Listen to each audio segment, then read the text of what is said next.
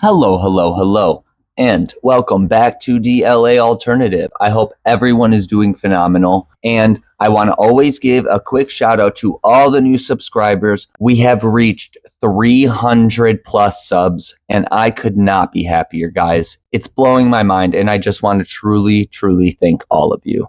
So, with that being said, let's get right into this one. I want to address a little something that's been going down in the comments, and it brings up something about all of the other theories. Some people have this thought that I'm only basing these theories off of continuity errors that a lot of people think are in Stranger Things all throughout the entire show. Because some of these people have noticed and they think they are just major errors in film. Well, I have something about that that might make you think a little more about the fact that these could be strictly intentional continuity errors. The Duffer Brothers are some of the most talented and impressive writers and directors we have ever seen. And this show goes to show for it. They have just started the brink of their careers with this show. Just wait till we see some of the stuff that they will create in the future.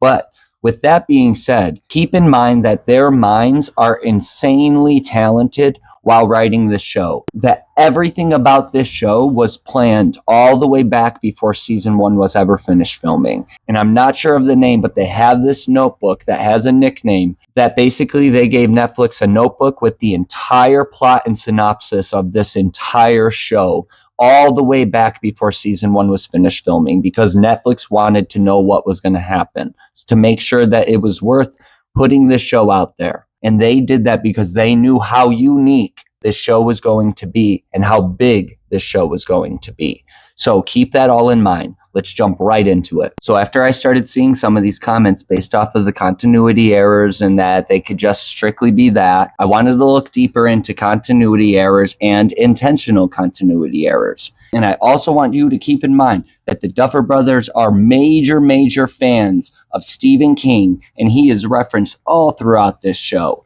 And a lot of people know that shit already. I don't need to tell you that.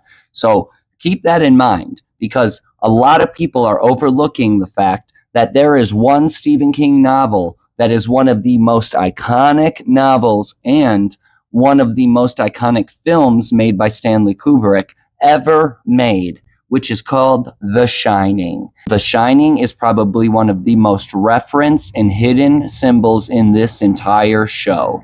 Okay, so keep that all in mind, because I want to welcome you to The Shining theory. So this is going to be part 1 of The Shining theory, and I'm going to try and keep this short and sweet because I just want to throw in a couple things that connect strictly to The Shining movie and to Stranger Things, and that will kick off this theory because I need to analyze this show way deeper involving The Shining as a whole, and I need to analyze that movie a little deeper as well in order to do this theory correctly. But there's some things that are so blatantly obvious in this show that are connected to The Shining that I noticed right away just from trying to do other theories. If you know anything about The Shining, then you would have understood that reference, how I said people are overlooking this movie as a reference, because the Overlook Hotel is the location of that movie and where everything takes place. And that hotel resembles our Upside Down so much, as well as the maze that is outside of that hotel in the movie. And that maze was not in the book. That maze was added to that movie for whatever reason people still are trying to figure out. However, that maze had a major influence in that movie. And I'm not going to do too many spoilers if you've never seen that movie. I'm going to try and keep that separate. So just keep in mind there could be some spoilers in this if you've never seen The Shining. But that maze, in theory, to fans who have loved that movie for years and years, have theorized that that maze is said to be a consistent, ongoing loop that never ends. And one of our major references in Stranger Things is in season 3 at the very end. They sing the song from the Never-Ending Story, okay? So if you think about it like that, never-ending story and a never-ending loop, you got a connection strictly based right there. And if you don't want to take that as a reference, there are scenes from Stranger Things that match almost directly to how it looks when they are in that maze. Specifically with Danny running through the maze, specifically when there's shots of them running straight down that maze. If you jump to season 4, chapter 7, the massacre at Hawkins Lab, when they leave the Wheelers' house to go to Eddie's trailer on the bikes, and it shows that scene of them going down the street, and then it flips to the upside down and it shows them also on the street on the bikes going to Eddie's trailer, right? That scene is almost identical to when they're in the maze at nighttime and they're walking straight down. It looks almost identical to me. And also about that maze, if you look at the Wheelers' wallpaper in their kitchen, okay, look at this shot. Look at the wallpaper and look how it looks maze-like, right? And this is an overview shot of what the maze looks like from The Shining, okay? Does that not look almost identical? So keep that in mind, that this maze could be a major reference to Stranger Things, and you got to base it off of how it's referenced in The Shining movie, that it's based off of a never-ending loop, it's based off of a trap, and we have a title coming up in season 5 called The Turnbow Trap. And the family in The Shining is called the Torrance family. Well, Turnbow and Torrance, yeah, they're different names. They both start with T. And it's kind of funny in the last season that now we're getting introduced to this new name, which is also the name of a very, very famous family and a long, long line of family members that a lot of other last names derive from the name Turnbow. So we have that coming up in season 5, and I'm curious if that's going to have a major reference based off the maze from The Shining. So let's continue. So if you jump into scenes on the inside of the interior of the Overlook Hotel from The Shining, you'll notice that there are geometrical shapes all over this hotel, and it's very, very eerie throughout this whole entire movie. This hotel is meant to be extremely eerie through that movie if you've never seen it. It's a really wild movie, and I recommend you to go watch that if you've never seen it. Most people have, I'm sure, but if you never have, check out that shit because it's phenomenal. So with that being said, if you look at the inside of this hotel, there are so many things that really connect to the show of Stranger Things based off of just the shapes. And that's how all of the inside of the houses kind of are in Stranger Things. They all have these weird wallpaper shapes, weird floor tile patterns, just like this hotel, okay? And this hotel by fans of The Shining is theorized to be known as it makes no fucking sense, the layout of this hotel, because of how it's filmed. People have done so much research just based off the layout of the hotel, trying to prove that some of these shots are not possible. So if the Duffer Brothers are referencing this movie and those shots, knowing that people theorize and go on hunts trying to figure these things out, I wouldn't put it past them that they're doing this throughout this entire show, which would be some of the most iconic film ever created. Just keep that in mind. So if you look more at the inside of that hotel, you'll see all of the windows on this upper part of the hotel is all stained glass. Well, we get a lot of stained glass throughout Stranger Things. We get it in the church. We get it at Tina's house in season 2 at the party. We get it at the Creel house. We get it at Mama's house. We get symbols of stained glass all throughout, and people don't really understand it in Stranger Things yet. But maybe that's a reference because of the Overlook Hotel. The next major thing is probably one of the most iconic scenes in film history, and it's the Here's Johnny act scene from The Shining, where Jack Nicholson, Jack Torrance, his character in the movie The Shining, is getting possessed and getting influenced by the spirits of the Overlook Hotel, and he is going crazy, and he's chasing his wife and his child with an axe. So he's chasing them through the hotel, and they hide in a bathroom, right? And he breaks through this door, and he goes, "Here's Johnny." And he does that shit, and that's one of the most iconic moments in film history, okay? And it's used numerous amounts of times in multiple different types of film, shows, everything, okay? So keep that in mind, that this is used at least twice from what I've seen in Stranger Things. It's used in season 1 when Joyce is breaking through the wall of her house trying to find Will in the Upside Down because she just saw him through a little portal and she thinks he's still there. So she's breaking through the wall with an axe. That scene matches almost identical, right? She just doesn't say, "Here's Joycey." You know, she doesn't do that shit. But think about season 3 when Nancy is running away from her boss and that other guy, and she's running away from them in the hospital, okay? And she runs into that room and she locks the door to try and hide from that guy. She stands there in fear, looking, and you get that angle of Nancy, and that guy puts his face through just like Jack Nicholson from The Shining.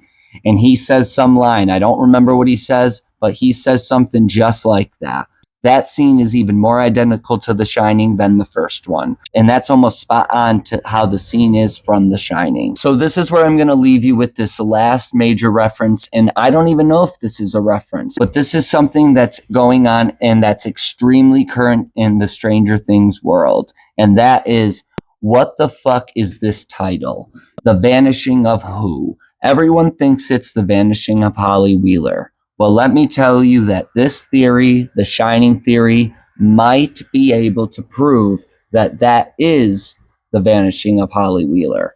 I don't want to agree with that because I don't think that's what it is. You know that if you watch my other theories, I really don't think it is. I think it's going to be the vanishing of Will Byers Part 2, where we see everything that happened or the beginning of everything that happened that we didn't see when Will vanished. That's what I think it's going to be. But this theory might be able to prove that the vanishing of Holly Wheeler is going to be a thing. And I want you to keep in mind that we don't know a lot about Miss Holly Wheeler. She is a very mysterious character, and we know that she's been recasted for season 5, so she's going to have a bigger role. So keep that in mind, because Miss Holly Wheeler is exactly like Danny from The Shining. And if you've watched The Shining, you would know exactly what I mean by that. There is the scene from Holly Jolly, which is season 1, chapter 3, okay? And she's walking down that hallway, getting influenced by the lights, getting pulled into a mysterious room, which is Will's room, okay? But if you think about that, that scene is almost identical in a way to one of the other most iconic scenes in film of Danny riding his bike down the hallways of the Overlook Hotel, and then he looks up and he sees this room 237, and he walks into that room. And that's where that movie kind of takes a wild, wild turn where Danny sees some crazy shit, okay? And in Stranger Things, that's a scene that we never got a major answer to. And all of a sudden, we get a new casting for Holly Wheeler, and everybody wants to think the vanishing of Holly Wheeler is coming. Well, that scene back from Holly Jolly, I think we are going to get major answers about why that happened. And I think Holly Wheeler might have a major influence. And if she's anything like Danny, she's going to have the major influence that will help season 5. Because Danny helps as much as you want to see it as help in The Shining. But if you want to jump to the sequel of The Shining, which came out a few years ago, Dr. Sleep, okay? That's about Danny when he is older. And you learn a little bit more about what The Shining is, okay? And how Danny uses The Shining. And if True Sight from Stranger Things is anything like The Shining from The Shining, then I think that Miss Holly Wheeler is probably going to have a major influence. But then again, I really think that she's going to have a major influence on who vanishes.